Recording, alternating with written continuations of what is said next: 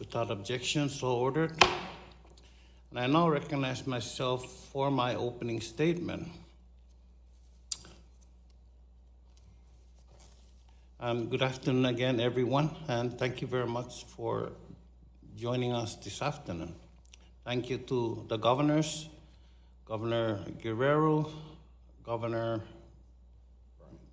Brian, and Lieutenant Governor Palacios for being here for this oversight hearing on the President's budget proposal for fiscal year 2021. I know Washington's a long way from home, and you all have to make best use of your limited time here. Obviously, you think it's important to let Congress know what your financial needs are for the coming fiscal year, because Congress appropriates the money.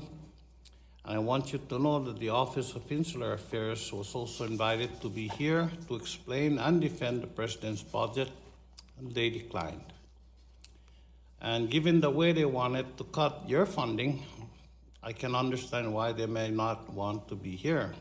So we will proceed without them.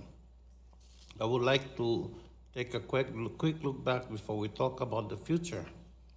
We made some important decisions for you in fiscal year 2020. When the governors were here a year ago, we were on the brink of a medical cliff. Your Obamacare money was running out, and the long-standing goal of state-like treatment was unfulfilled. That is all changed. You wanted a federal local Medicaid match like a state's. Congress gave you an 83-17 federal local match, better than any state gets.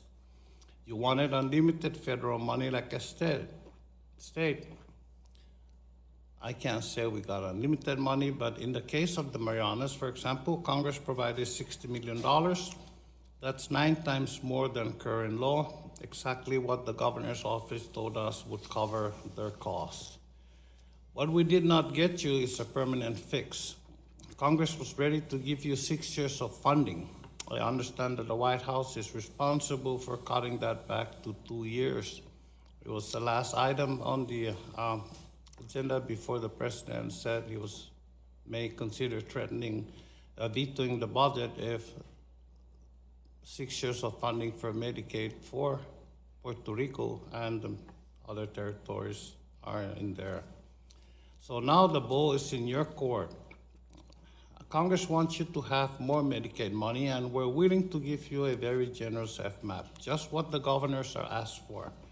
But I have to caution you, if the insular areas do not use this Medicaid money with a federal local match better than any state, then it will be very difficult for your representatives here in Congress to make the case for continuing Medicaid funding at this level beyond 2 years. Please, you're getting exactly what you asked for, so use it. Or it will be very difficult to keep this level of medical funding.